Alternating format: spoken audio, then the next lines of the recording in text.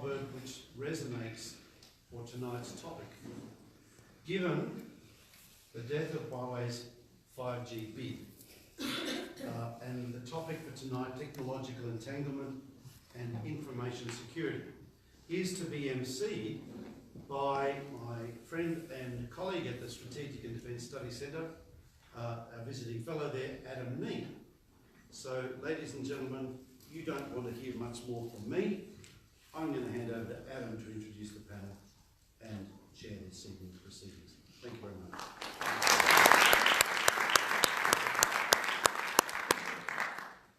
Great, thanks very much, John. Before we start, I'd just like to make a short statement. So I'm one of a group of China watchers who have agreed to make the following statement at a public event. We would like to bring everyone's attention to the fact that several 100,000, possibly over 1 million Uyghurs and members of other ethnic minorities are being held indefinitely in extrajudicial internment camps in Xinjiang, China.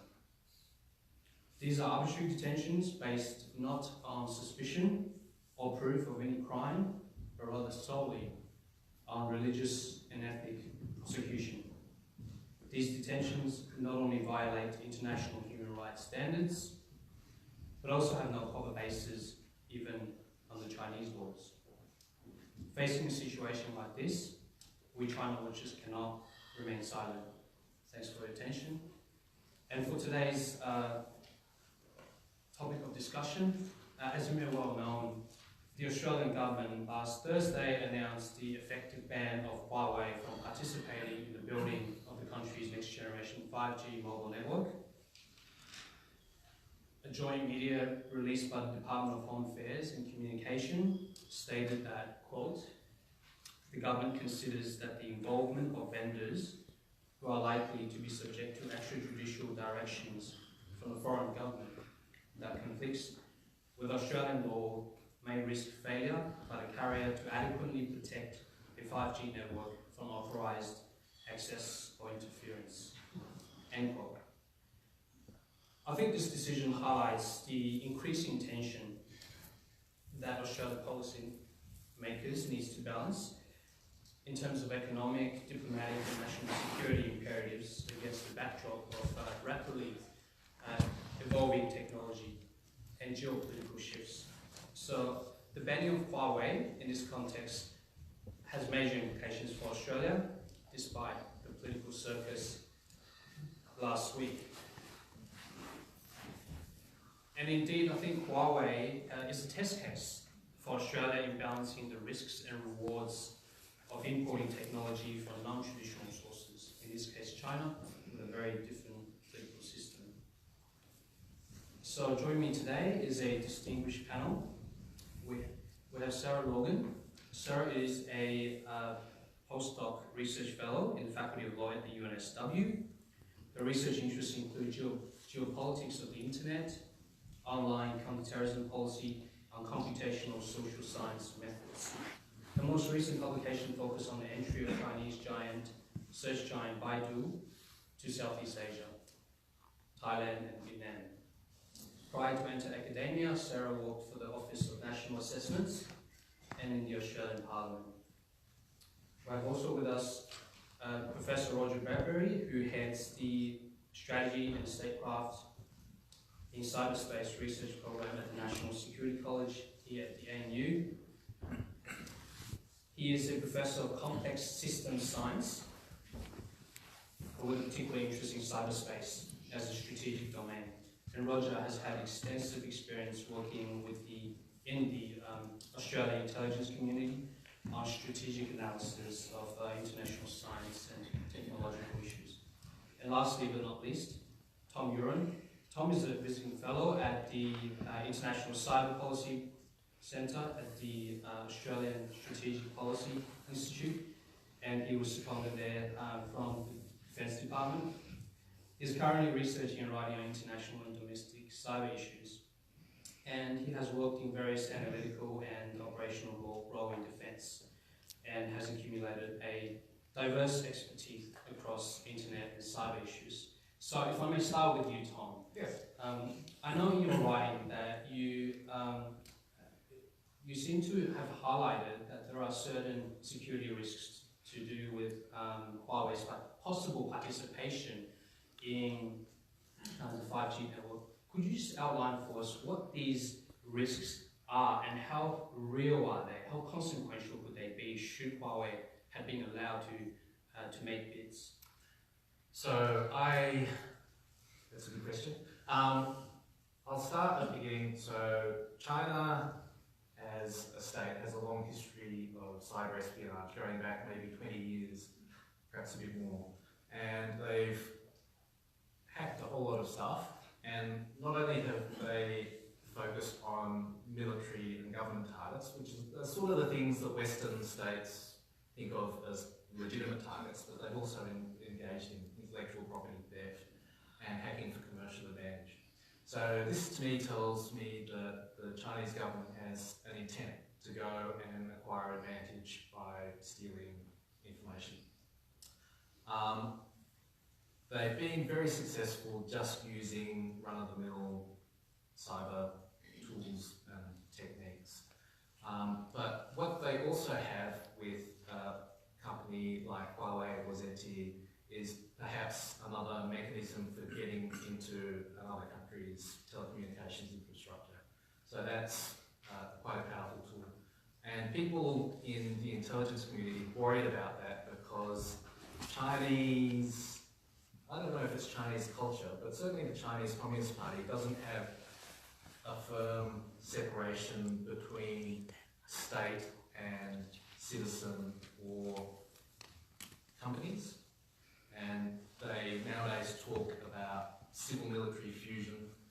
And last year they enacted a law, the Chinese National Intelligence Law, that obliges citizens, organisations to help in intelligence efforts. So this is a really vague and broad law, and it crystallises anyone's, or my fears at least, about their intent to try and seek advantage using whatever means they have. So the history of espionage demonstrates an intent. The law gives them the capability to coerce either Huawei or ZTE directly, or even just people who work for Huawei. So when you put those together, that is, to me, a pretty elevated risk.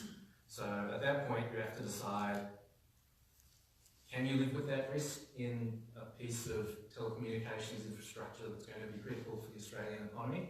And I think the answer is no. I think the second half of your question was about what could they do with that kind of access into Huawei. People worry about either covert espionage that's really hard to detect, and the second thing they worry about is sabotage, so kill switches. So I've talked to a lot of people about this, and some people are of the view that kill switches are worse because you don't know that they're there until they're actually deployed. They're really hard to detect. Could you just explain to somebody who doesn't have a background in this like me, what exactly is a kill switch? Yeah, so that's a good question. I think the answer would be that it's something that you can do that would, in the technical term, deny service. So it's something that would stop the telco network working. And at one end of the scale, you can have something very, very small. So perhaps I know that that Roger's a very important person, and at a particular time, I don't want him to get a phone call. And perhaps if you can imagine that there could be some way that you could actually just keep Roger's phone off the network. And for a particular scenario, that actually might be something that swings an event. I guess in the context of, and that would be almost undetectable, right? Because no one would ever know, you know, your phone was, I just couldn't reach it. And I guess in the context of the leadership disruption last week, if a few phone calls go through, perhaps that actually makes the difference between Peter Dutton or Scott Morrison. For the right event, just one phone call not going through can be huge. It can also be taking perhaps a whole cell tower down, or it's as big as your imagination.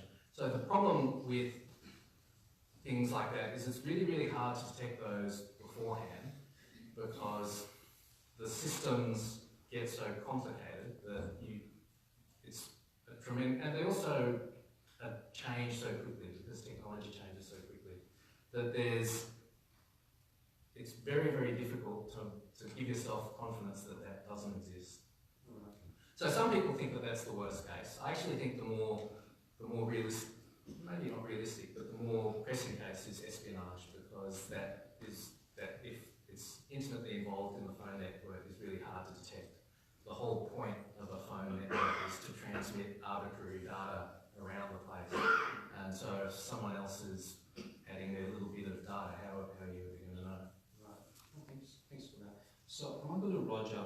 Roger, given your extensive experience in the intelligence community, could you give us just some context as to what went into the, I presume, intelligence advice that the government got?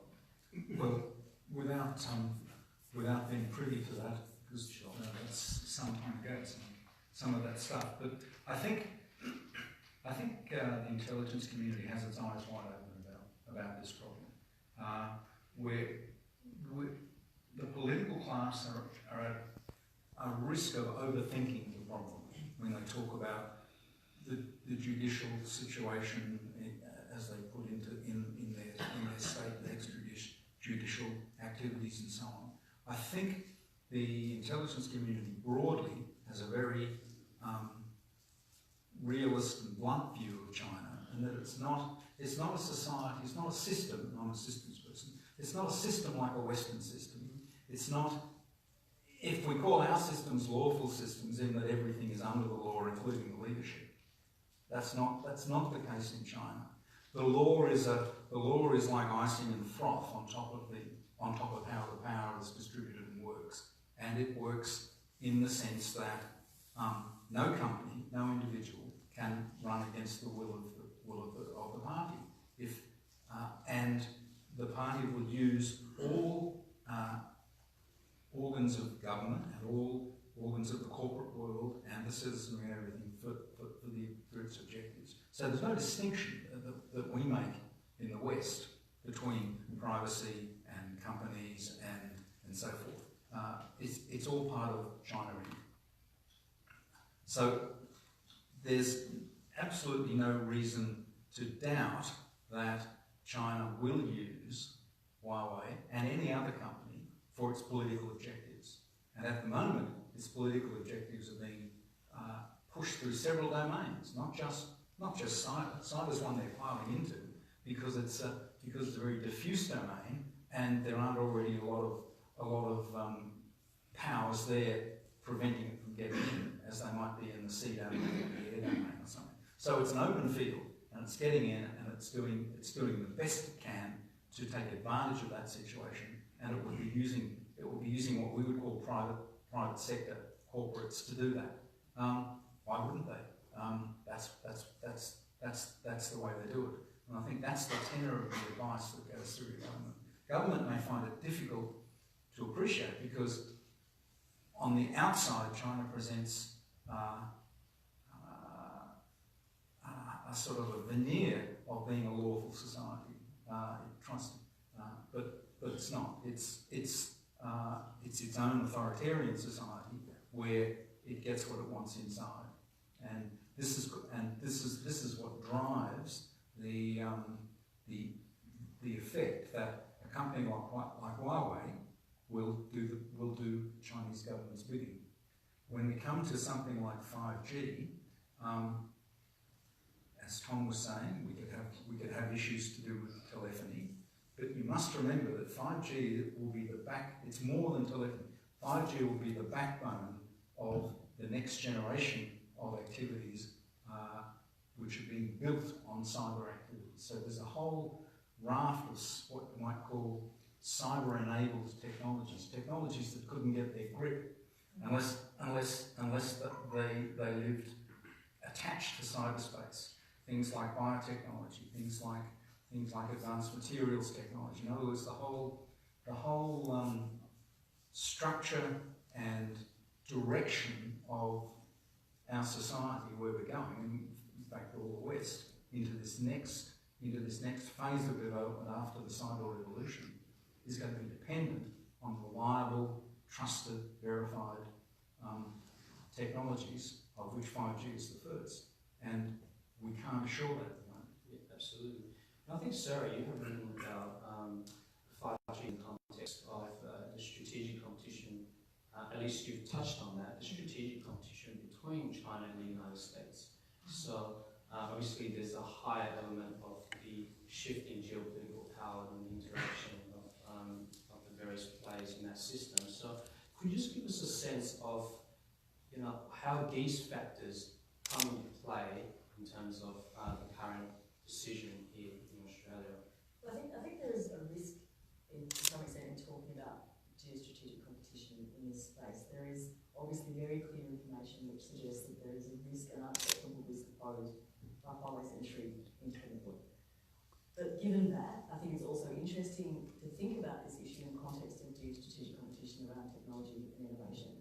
So the thing that sparked my interest in this was back in 2012 when I think the US House Intelligence Committee released a report on Huawei. And Huawei was cooperative, you know, it was a damning report essentially, and the basis, at least in public, of many of these issues. At the time, there was a really interesting Washington Post report, which revealed a leaked document from Cisco, like a PowerPoint presentation. The articles suggested that Cisco, so a massive, very powerful US technology company at that time, and still dominant in the US market and to some extent globally, was lobbying. The article suggested that Cisco was lobbying people on the Hill, suggesting that Huawei was a security risk. So sort of informing this space in an interest to protect their own business interests. Now, I think that is a separate issue to what is to the decision the Australian government has made. But that is what I'm interested in. So and I've been reading this week, for example, about Qualcomm and the ZTE sanctions. So I won't go into the weeds because for anyone who's not me, it's probably a bit boring. But I do think that as China develops capacity in a space which, as Roger points out, will be incredibly important to our future in ways that we don't yet understand, most of us. The idea of who will control the development of that technology and the commercialization of that technology is a particularly important question, and one that I don't think we've had to grapple with before in quite this way. If we think of regulating investment, particularly in this country, when in the past have we had to regulate something like this, which has this kind of complex technological aspect to it, an unknown aspect to it, but then also has a consumer aspect to it? I mean, Huawei is the third largest provider of producer of smartphones globally. So people have a sort of an everyday experience of the brand, and that to some extent is what they rely on in their recent messaging to the Australian community. So I think that is a sort of an interesting regulatory adventure that we've embarked on. Right. And let me just push you a little bit further here, and be a bit contrarian to both you, Tom, and you, Roger. Given that China has become such a powerful economy, and in the future more technology will be coming from Chinese companies, and many of these, because of the nature of China's political economy, has caused links to the Communist Party. Does that mean we simply would refuse new technology from China in sectors that have major national security implications, from fintech to AI to computing? Would you? I think that is a problem that we're increasingly going to have to grapple with, and I think that's what I meant by a regulatory adventure. It's like, well, what do we do now? I mean, you can see that problem arising in the Pacific at the moment, where the Australian government has taken responsibility to build a massive piece of infrastructure, an internet, undersea internet cable, to take it out of Huawei's hands. When in the past has the Australian government done something like that in recent memory in the Pacific Islands? In fact, we've avoided those sorts of infrastructure adventures, and yet we find ourselves attached to it because of a national security concern, a new type of national security concern.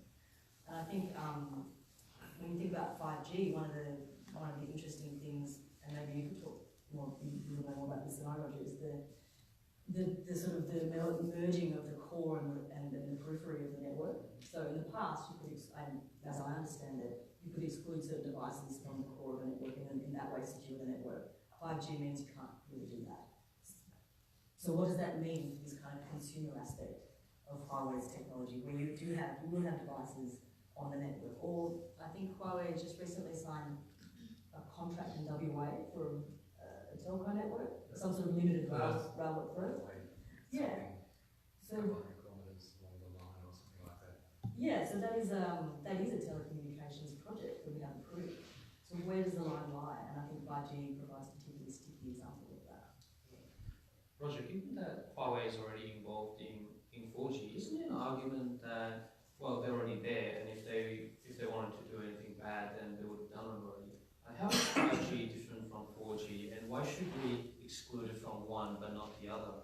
I think 4G is classically a telephony network to which we've added the Internet of Things. We've added bits of the Internet of Things, and that's still very small beer.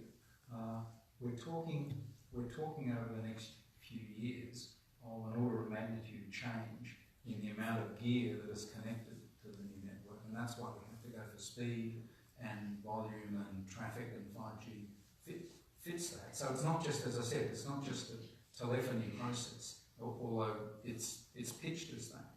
It's a strengthening and broadening of the whole internet backbone.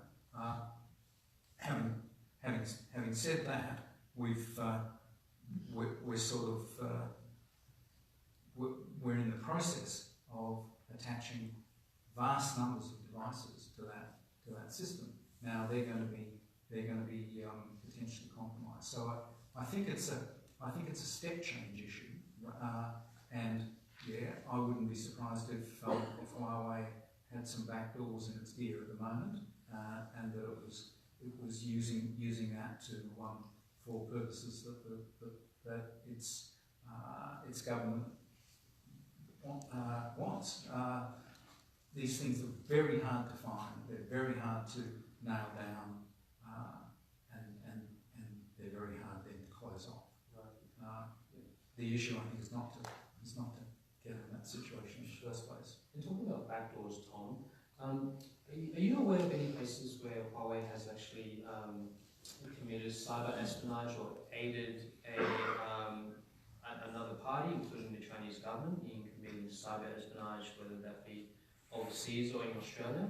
Because we tend to think there's a huge risk, but where is that evidence? Has there been cases, documented cases on this? I'm not aware of any documented cases. I know that Huawei helped set up African Union headquarters, and so the background to this is that China gifted the African Union a new building. And if you read online, it's actually really, really common for governments to gift a building with undocumented features. So the US made a mistake back, I think in the 60s maybe, of saying to the Soviet Union, yes, you can build our new embassy, that's right. And they then spent the next, I think it was 20 or 30 years trying to clean up that embassy, and they failed. And so they never used it. This is what governments do, right? So I think it might be in your history ratio. There's a story of the Chinese when they were first developing, and you'll have to correct me if I'm wrong, that when they were looking for an embassy in Canberra, they pretended to be buying one place and at the last moment chose to buy another place. Is that right?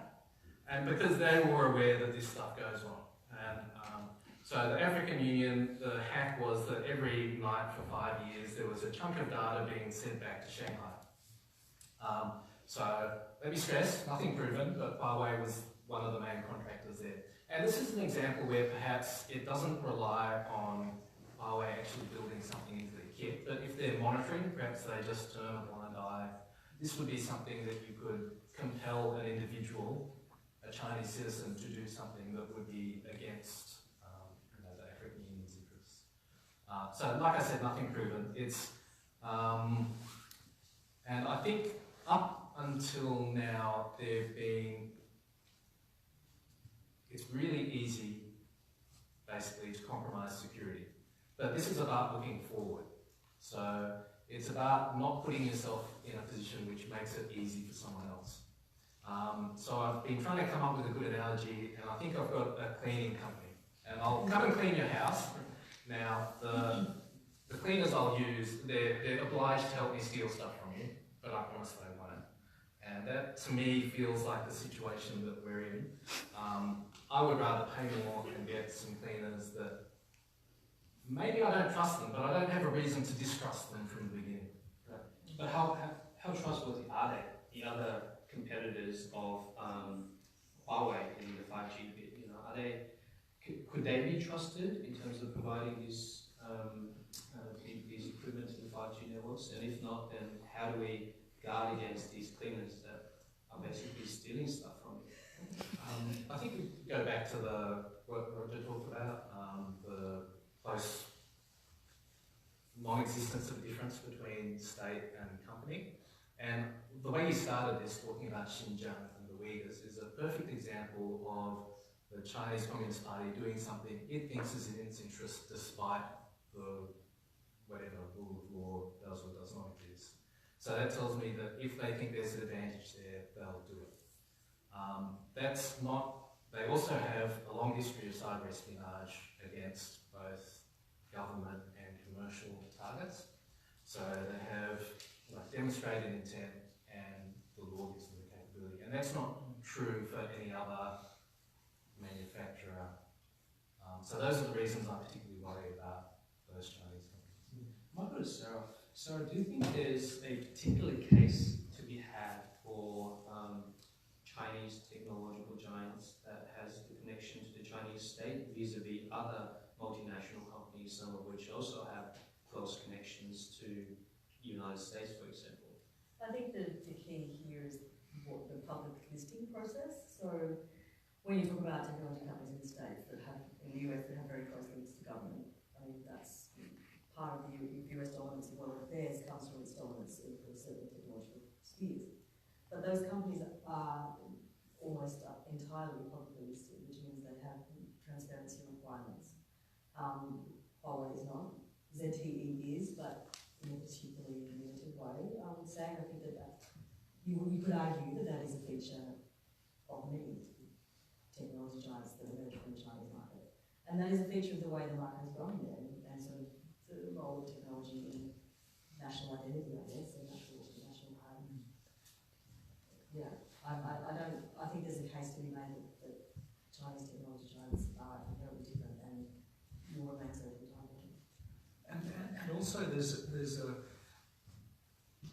dynamic in the relationship between Western multinational corporations, and they are all multinational these days, the real ones, and their governments. It's a testy relationship at times. It does lead, as Sarah was saying, to the growth and development and projection of power of the host countries, but it's also sort of an arm's length issue at other times. I went to a meeting of a think tank in Washington a couple of years ago now, just as the FBI was pushing Apple to open up its iPhone because of a terrorist outrage.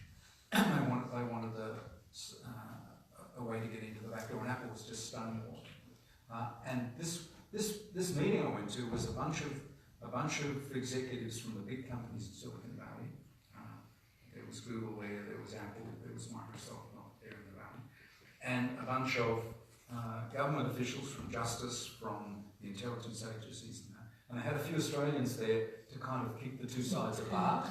And the temperature in the room was deadly. It was cold. And one of the tech corporations said, well, if you just keep this up, we're going to move offshore. We can't do that, we're beholden to our shareholders. You can't imagine that kind of behaviour pushed back to the government to come in with a Chinese corporation and its government. And certainly you couldn't imagine Australians being invited to witness it. Can I just jump in here, Roger? I think one thing that's interesting there is the way that Chinese technology companies, really big multi kind of sphere technology companies like say Alibaba or Tencent, all kinds of consumer-oriented companies, and how that some pieces I have read suggest that they have run away from the control of the state because they became too big too quickly, and now they're worth so much money to the state that the control over those companies at least is different in the way that it might be to a company which is sort of more hardware focused like Huawei. I just think there's a sort of ecosystem of Chinese tech, which is interesting to kind of think about in this context. Right, and you're saying there's a different dynamic between different companies to I'm suggesting expect. there might be, Right. and that it's interesting to think about it. Yeah, and perhaps this is a good point to go back to your point about regulation, Australia's regulatory future in terms of these advanced technologies. So in the government announcement, basically effectively banning Huawei and ZTE without mentioning the name, the government mentioned that these companies that are subject to extrajudicial directions. Now, what do you think that means? And can that ever be clearly defined under the law? Perhaps you could speak to that, Roger. Well, I was thinking that's the politicians overthinking the problem. It's a meaningless phrase. The companies will do what they're told. There may be a dressing of law over the top, like this new basic law about intelligence, but it's meaningless. They'll do it whether there's a law there or not.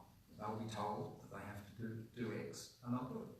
I thought that was a very funny turn of phrase, because does it make it okay that there is a law then? Yeah. So they're complying with the legal order, so It it's was- okay that they spy. It was just a little bit of froth and bubble at this end of the game, I think.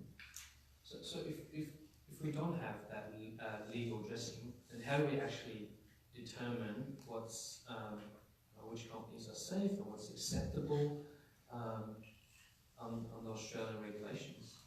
It seems to be I don't think we can. I think what we have to make a decision about is enough. We have to make a couple of decisions. The first one is how to deal with the complexity that is embedded in new technological developments, and 5G is a great example there. And one of the reasons that this kind of sort of US-based discussion has centred on is the difficulty of analysing the supply chain in this context. It's just too complex and we cannot control it. And so we have to work at, as a nation, we have to work out how we're going to deal with that risk and that complexity, let alone what emerges when 5G actually comes to town. And then we have to work out how to communicate that to our publics and how to deal with their interaction with this technology on a daily basis. I don't think there is a way to control it. I think what it is it's a matter of making a decision, which is what we've done, and then communicating that going forward and working out how we will communicate what I think will essentially be case-by-case decisions on this technology, because we do not know what's coming, and we all know what happens when we try and regulate technology at a point in time. It just moves beyond us. I think that's something we just want. It's a new way of governing or regulating, I guess, for us anyway.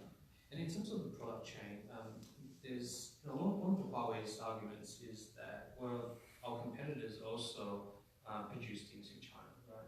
A lot of their equipment comes from China, or at least the components come from China. So how safe are these equipment given that they flow through a Chinese supply chain in that first place? And so why would, how is that different between Huawei and other companies that basically with global supply chains that go back to China? I think that goes to my point, but it's a little bit disingenuous on Huawei's part because there are profit incentives that exist for its competitors, which do not exist for Huawei in the same way because it is no company, it's a company, because it is a Chinese company. I think it's not okay to say that the structures of those companies are the same, even if the supply chain might be similar. The question is not only about the hardware, the question is about the structure. Yeah, and so you're talking about incentives. Basically, Huawei has incentives to adhere to the Chinese government, whereas other global companies do not. Yeah. I also think it's about how difficult it is. So if you're designing something from low to go, you've got many opportunities at different layers of your design to introduce something undesirable. And if you're involved in the manufacturing, you've got one opportunity and you have to understand all those other layers and then do something that doesn't break anything but adds something subtle extra. And that's just a lot more difficult than building, I guess I'm going to torture a phrase, building insecurity from the beginning. Building in insecurity from the beginning. So I think there's still a risk, it's just less. So I agree with your point that how do you trust anything that you're buying? And the answer is you can't 100%. but over time you get some reassurance based on past behaviour. And I guess I look at the laws and the nature of the culture that we've talked about as well. And I think one of the things is that Huawei has been fighting quite fiercely, taking out ads in major Australian newspapers about this issue. Not simply because Australia is a valuable market. Australia is not. Australia is maybe, I think, 1% of Huawei's revenue. But one of the things that it's worried about is that other countries may follow Australia's example, so that its business might be affected overseas. Roger, do you have any sense of where the other countries lay in that space, especially these countries that are more aligned with the United States? There's a definite hierarchy in cyber maturity in the world today, and there's a bunch of Western countries. Australia's one of them that have got a decent amount of cyber maturity. In other words, they understand the problem, they think, and they've got some techniques and tools and policies to try and manage it. And then there's maybe 100 countries below that are very immature, and they'll be watching countries like us and see which way we jump. All of Africa, for example, most of all of the Pacific Island states, a lot of parts of Southern Asia and so forth are just not up to speed. So they're watching us, Japan, South Korea, to see what we do in this situation, because they realise that they're at risk too. They're not naive about this. They just don't have the skills and experience to manage it on their own. So they'll be wanting to copy the behaviour that we come up with. Absolutely, and I think one of the things that we haven't touched on is the Australia-China relations. When the Australian government made the announcement, the Chinese state media basically fought back and said, look, the Australian government is not playing fairly, it is jeopardising the Australia-China relations. Do you have any sense of how this decision fits into the larger context of the bilateral relations? Peter Jennings had a nice article in the paper at the weekend about the relationship. And he said we made 10, 15 years ago, we made a bad mistake in emphasising the economic relationship with China at the expense of diversifying our economic relationships with other countries. And he said we're paying for it now. He didn't suggest a way out.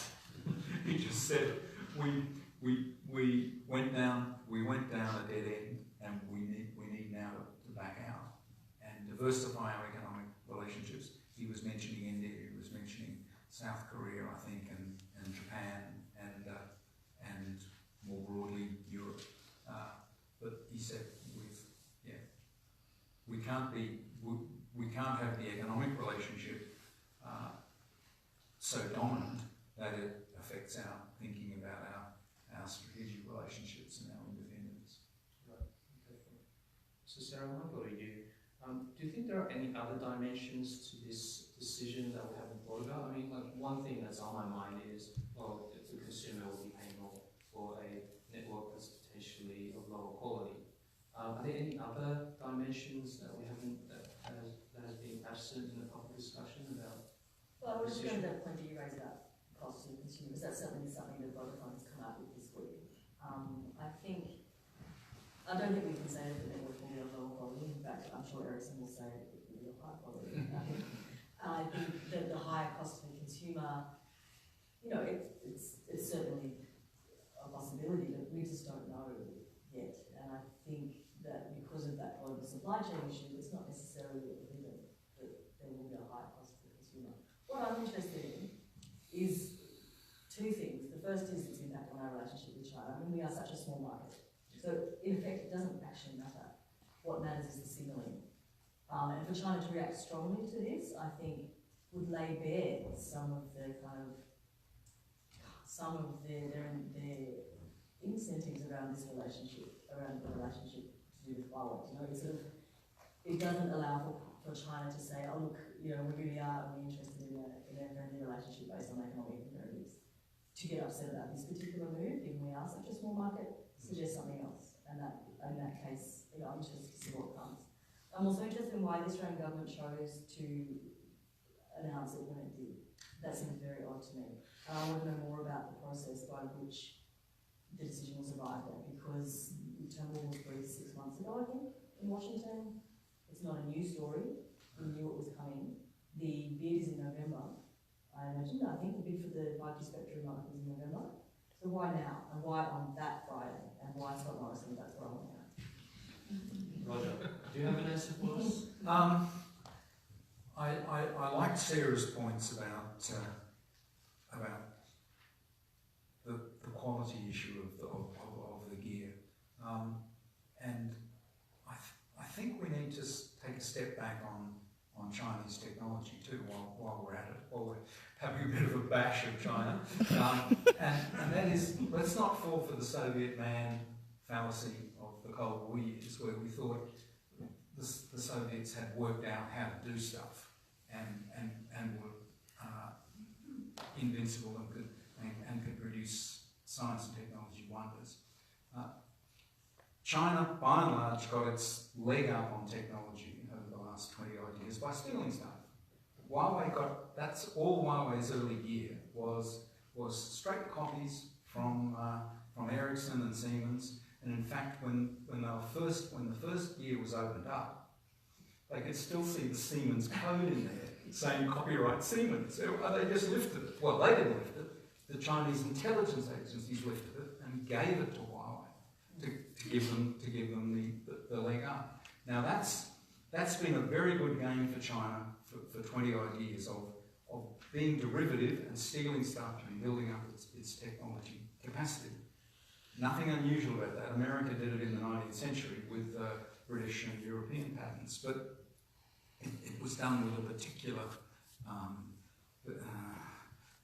bluntness, I guess you might say. But don't mistake that for innovation. Parts of Chinese technology are quite innovative now, but they're not at the level of innovation you find elsewhere. Some people may dispute that, but at the levels of high technology that I like to think about, China's still a follower, not a developer, and it's going to be some time before China can match those things. It'll continue to steal stuff, but it won't be innovative. And I don't think the issue of following from that, I don't think the issue of the quality of Western gear is going to be a problem. It's going to be the other way around. There'll always be shortcuts in the Chinese stuff. You must remember that China has still not, apart from one concessional Nobel Prize in the science area, it's only got one prize, despite enormous amounts of money poured into it. The number of science and technology journals that China produces are just exploding. Most of their rubbish. It just doesn't have that depth yet. Particular countries like Australia and Argentina have won more Nobel Prizes in science and tech than China has. So it's, and at the same period of China's opening up, 20, 30, 40 years of its development, from Deng Xiaoping's time,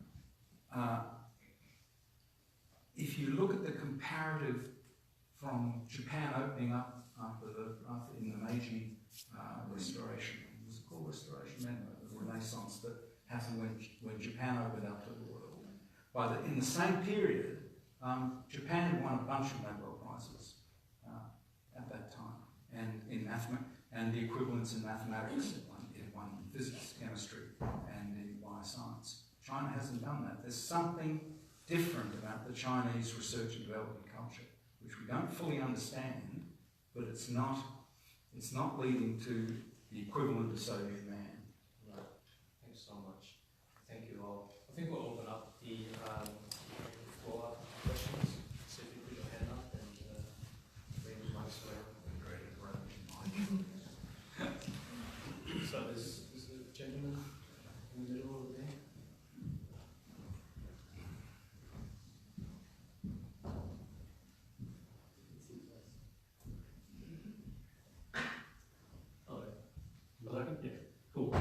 Thanks for that. That was really, really interesting.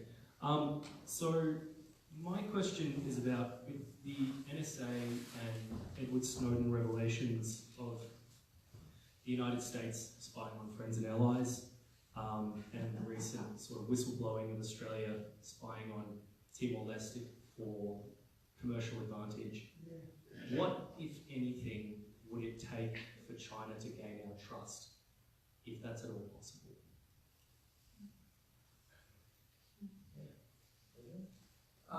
Can you repeat the bit about the commercial advantage? So, there was recent whistleblowing about Australia spying on Timor-Leste.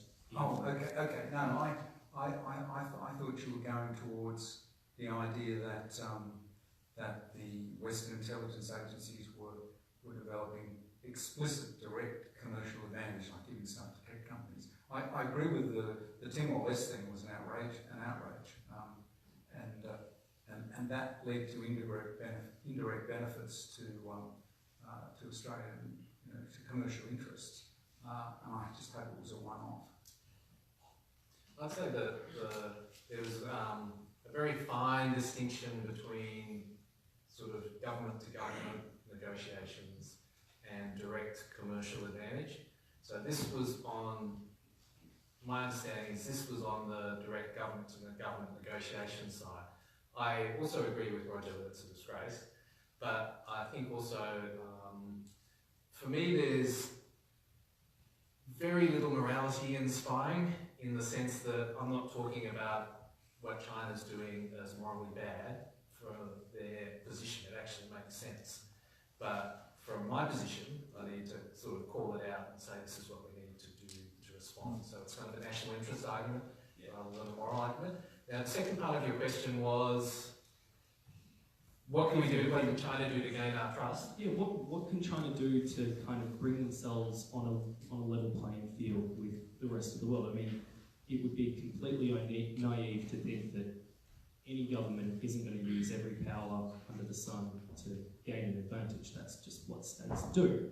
Yeah, so states do restrain themselves, and I guess my point of view is that China's been tremendously successful at raising itself by stealing stuff, but the actual consequence of that has been an erosion of trust. And so, actions have consequences. In 2015, Obama and Xi signed an agreement to not engage in cyber-enabled espionage for commercial advantage. So there's a tortured form of words that maybe mean something, but the sort of vague consensus seems to be that cyber espionage changed around that time. So if that were to continue, that would be a positive thing. I'm less optimistic about that. Even just coming out and saying, here's a set of standards that we're going to adhere to, that we could actually observe over time, gain some a track record, I guess. So a number of tech companies have signed a tech accord, I think it is, and at the UN, in fact, there's a statement that countries won't taint the supply chain or something. So actually adhering to those standards would be useful, but it'll take time. It's not going to turn around overnight. Can I add something to that? Yes. I think what China is possibly seeking to do, or should seek to do, is not that I would presume to advise them, but is to not necessarily gain trust, but to mitigate risk. Like, trust is hard, and I don't think that there is hundreds of years of relationship building that goes into that. What a country or companies associated with a country can do is address the concept of risk, and that comes from things like transparency. It also, in some ways, is an impossible task in the complexity of the technology involved, and perhaps it's just not possible. I mean, that's something that we need to consider. Thank you.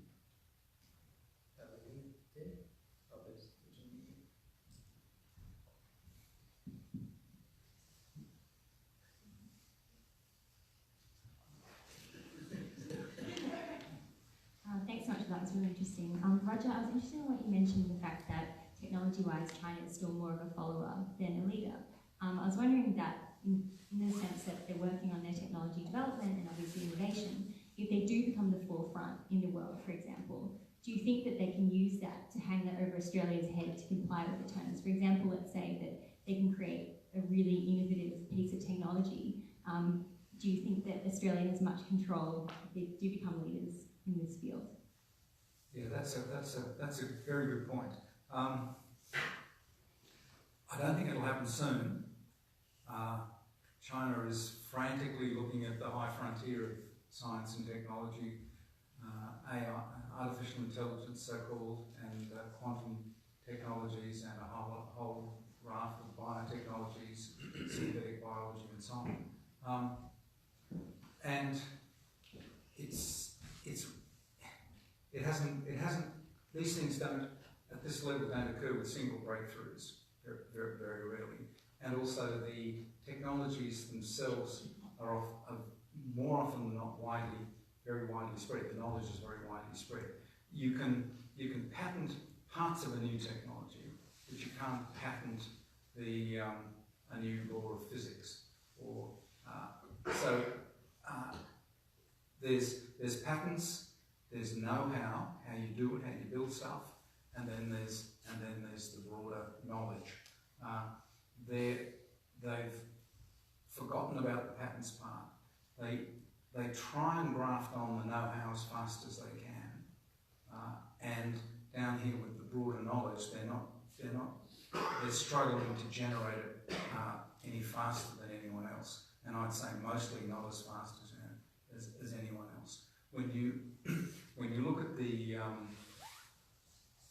quality of the science and technology being produced, China is still way behind in that capacity, and they acknowledge that themselves. They've had several series of 5-year plans to try and boost it up. But it's very hard to do in an authoritarian regime when people work top down and take orders. That's not the way research ideas get generated. They get generated by young postdocs questioning when they're told this is how we do it around here. They say, bugger that, and they go off and do something else and come out with something. So innovation doesn't occur. Very hard to organise in a top-down way, and that's the only model the Chinese have really got. They've tried other models, but they get very uncomfortable with them because they lose control of them, and they get very the Chinese authorities, the minister responsible for universities and research, gets very anxious about letting it go too free, which is what they need to do. So I don't think we're going to see it in the short term. We might see it, but we've got to remember we've been looking forward to China's development. We've been disappointed in the past. We thought as China got richer, it would become more liberal. It would cleave to ideas of democratic values and so on. And with that comes ideas of what we think of as innovation and creative thinking and all that sort of stuff. Didn't happen. It's gone the other way. So it's a new world. We've never seen a country like China before operating the way it does, and it's an experiment in progress, and it's affecting us all. Just add to what Roger is saying.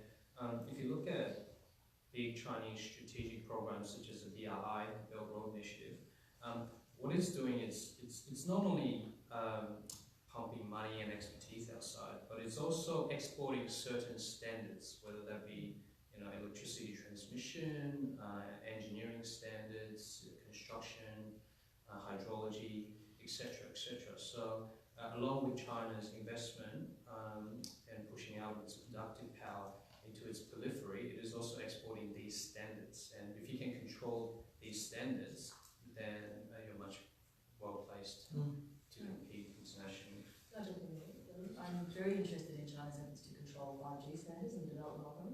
So the first round of standards for 5G I think was agreed in December last year. And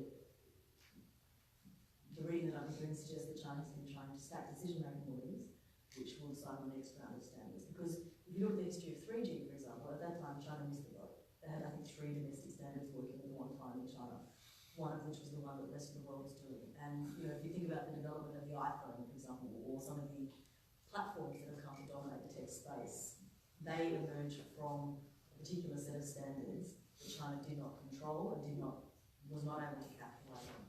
And I think that next round of determination of standards, exactly the same way as the BRI sort of type expansion standards that you're talking about, will be really important. I mean, but I guess the question is, Roger, even if you have the standard, if you have control of the standard in some way, or feel you do, what does that mean for innovation? Yeah, it's an open question, and I like that. I like that sort of way of thinking about it, because remember the British did it in South America at the turn of the 19th century by building British railways, with the British railway gauge all over South America, which meant that they mostly had to buy British railway rolling stock.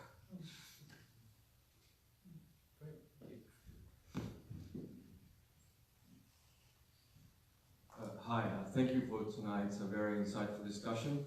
So I'm just wondering, even if we manage to shut out China from our 5G infrastructure, there's still the risks from Internet of Things devices, just the sheer amount of them get connected online, and those can be hacked. So if we stop Telstra, for example, from selling ZTE or in Chinese devices, we can still get Chinese-made security cameras in people's homes.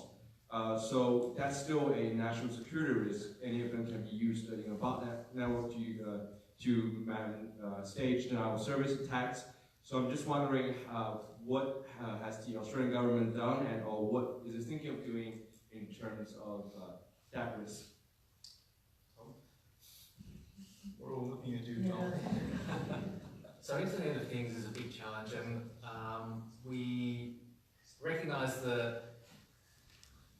So I'll start from the beginning. Internet of Things is the concept that everyday devices like toasters or heaters or air conditioners or fridges, or even your can of Coke will be connected to the internet, and somehow those will provide benefits. So it's kind of relatively easy to think about an internet-connected thermostat that perhaps you can tell it to warm up your house before you get home, or cool it down or whatever. And so you can see some benefits.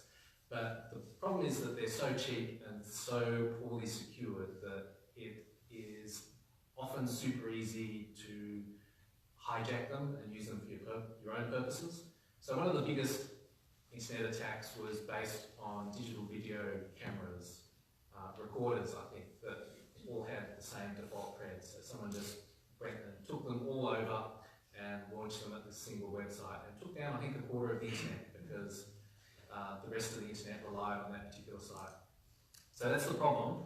The Australian government, I think, like, this is just my opinion, I don't know what they actually think.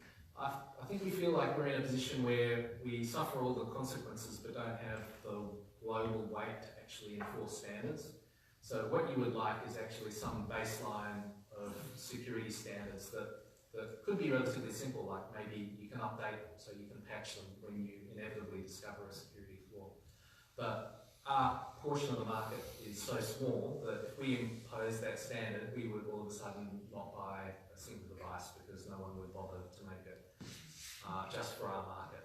So I think from our point of view, we need to try and work with either the EU or the US or both, and try and encourage them to implement some sort of sensible standard.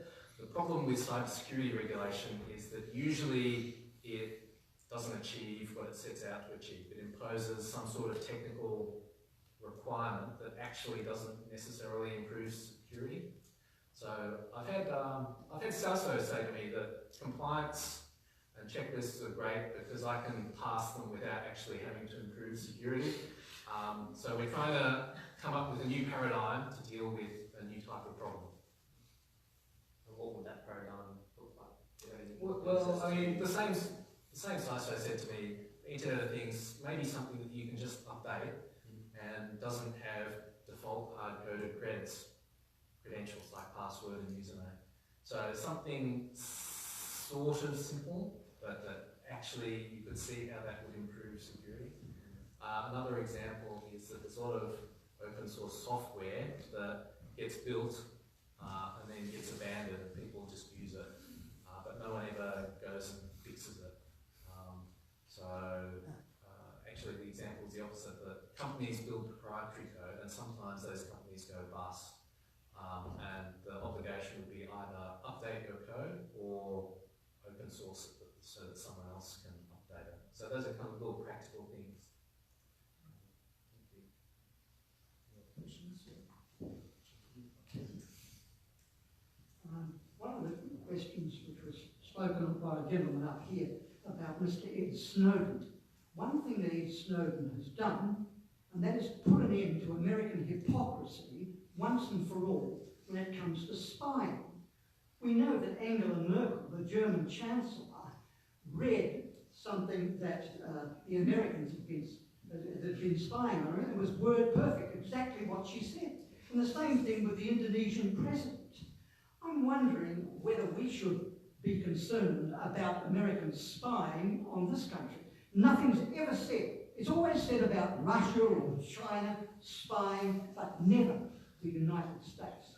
I would like to just comment about the statement. Thank you for your question. I think we got that question. So essentially the question is, are we just worried about China? Why are we not worried about America when they're potentially spying on us as well? Sir? I'll take that one. I think you're legitimately outraged about what was revealed in this Snowden revelations as apparently was under Merkel. I think what we have to think about though is what we expect from our governments and from our alliance relationships. I think that there is a very good reason that we get upset about Russia or China spying on Australia, and that is that we don't have an alliance relationship with those countries. We do have an alliance relationship with the US, and as upset as we might be, or other allies might be, about those revelations, there is historical evidence of a payoff, if you like. And I think what happens, I just think that that's something that we should remember in that context. As outraged as one might be about what might be a breach of trust about privacy, that we must be careful about the Americans. For example, what about the lying about Vietnam, for example? We've got an alliance with the Americans. Thank you. Look where that led us. Thank you, sir. Right, we've got a next question. That gentleman over there. Thank you very much. The Australian government struggles to respond to the science related to climate, and I'm wondering how much confidence the panel has that the Australian government will be able to respond to the enormous complexities relating to cybersecurity. Yes, it's a worry. We've got some very, very good bureaucrats, and we've got a very, very good science and technology establishment that are well connected to the bureaucracy and provide good advice, as well as authentic internal advice from various agencies. Getting that put down onto one page so that a policymaker can understand the complexities is an art, and then getting, and it's often done well,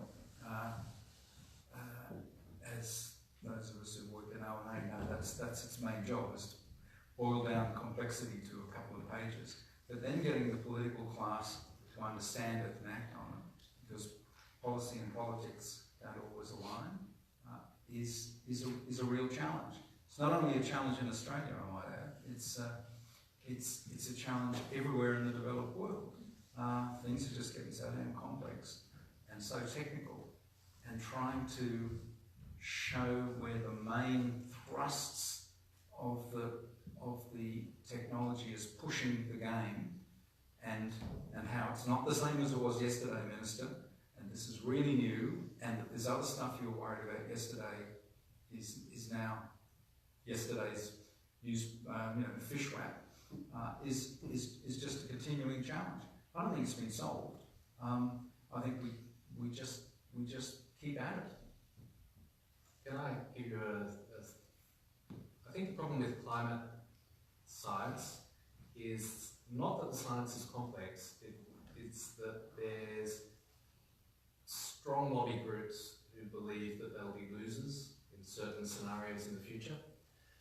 I think cybersecurity is different in that we're all winners if cybersecurity is better. It's just that we have to convince certain people that they will be winners and to get them to see the benefits. I don't think anyone would say that better cybersecurity leaves me a loser. So I think it's... so I'm more optimistic about cybersecurity than I am about climate, which maybe doesn't say much, but more optimistic. Great.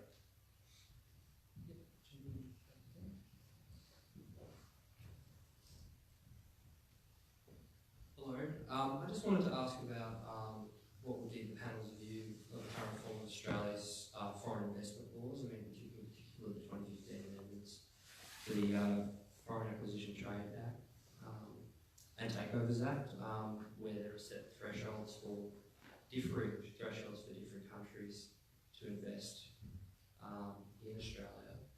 How do you think this issue, particularly relating to the Treasurer's discretion to, with the FIRB that basically killed Huawei's bid? I mean, do you think that the state of our current laws are really up to the challenge dealing with our relationship with China?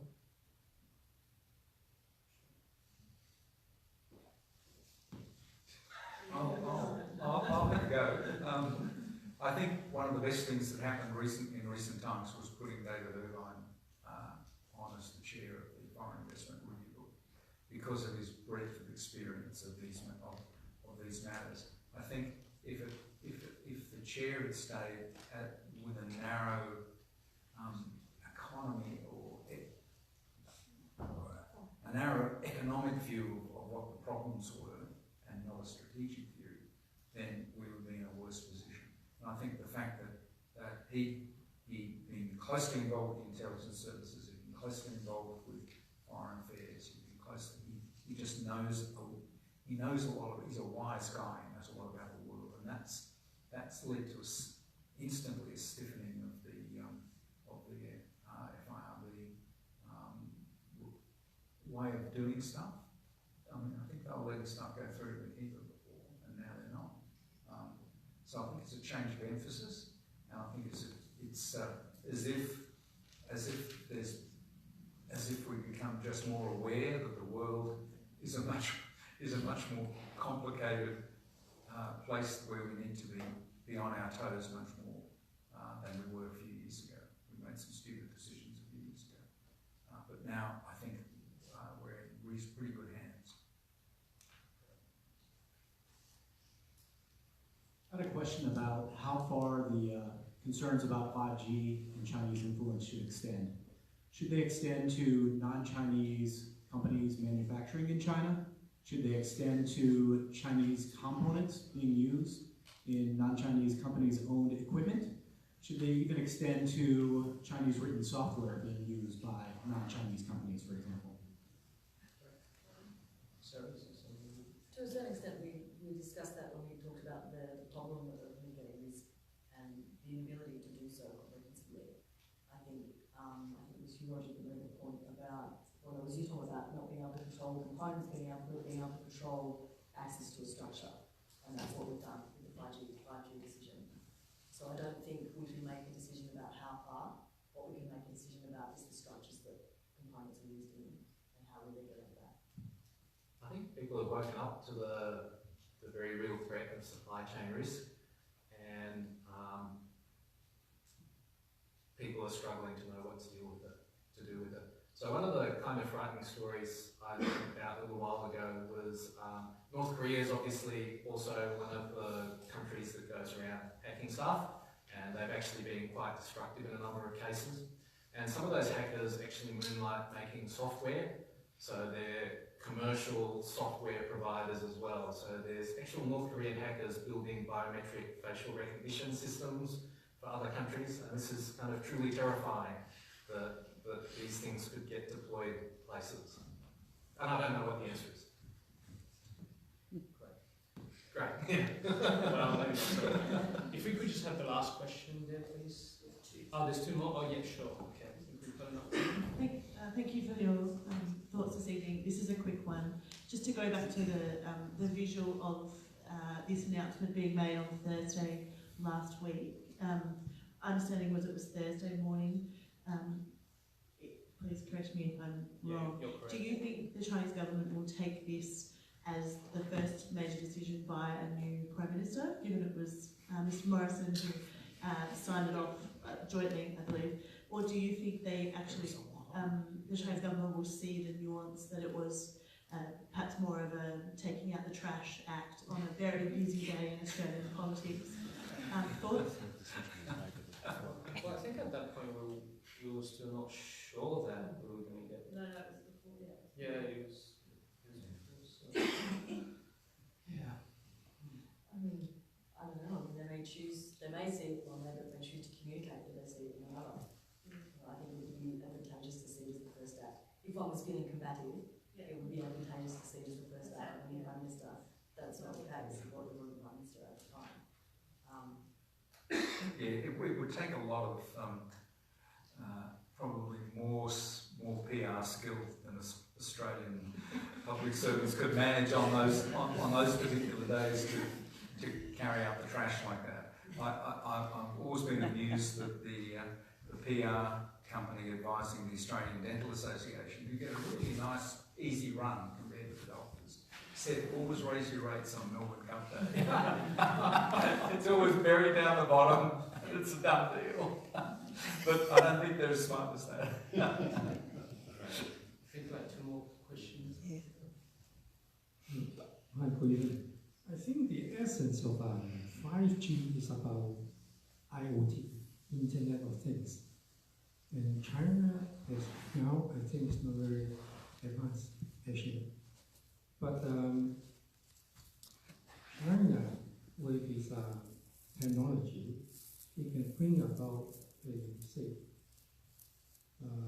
presently in China, maybe a BBC journalist in Guizhou, they worked it out in 7 minutes. The whereabouts of these journalists could be found right away.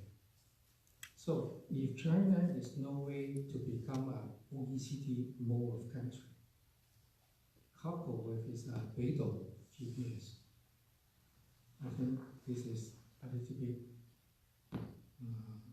of a concern. And developing versus developed, this is a relative concept. The West shouldn't think that we are all the time developed. China is catching up. So this is my idea. Thank you. Yeah. And your example of the Beidou is a good point, given that the Chinese Beidou system have been advancing rapidly, right? They're basically launching every month, if not every few weeks, new satellites up into the constellations. So yeah, definitely take the point that China's catching up in a lot of these fields. In this case, Beidou vis-a-vis the GPS, but in a lot of other fields as well.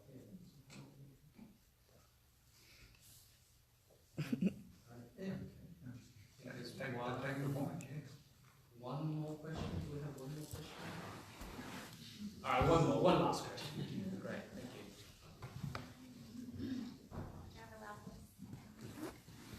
Hi, thank you so much for your time this evening. I was just wondering what your thoughts were on to what extent do you think the Australian government should be collaborating with industry to develop, I guess, minimum cyber security risk mitigation thresholds, and to what extent does collaboration become imposing certain standards on industry so that we go down the same pathway of the state imposing certain requirements on industry?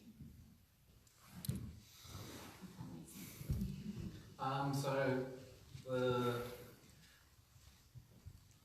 So my perception of the way things have worked is that the government, particularly DSD, has mandated standards for government, and recently with the change to the Australian Signals Directorate and the kind of broadening of the role for the Australian Cybersecurity Centre, there's more scope for government to say this is the way we think it should be.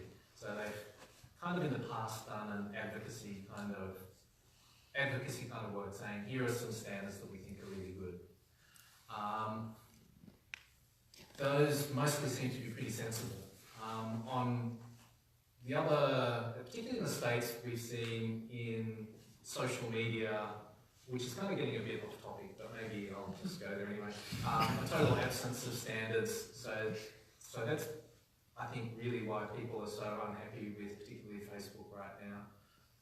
And in retrospect, it looks like we would have been a lot better off if government had stepped in and set standards around privacy and data protection earlier, and also what you can do with that data.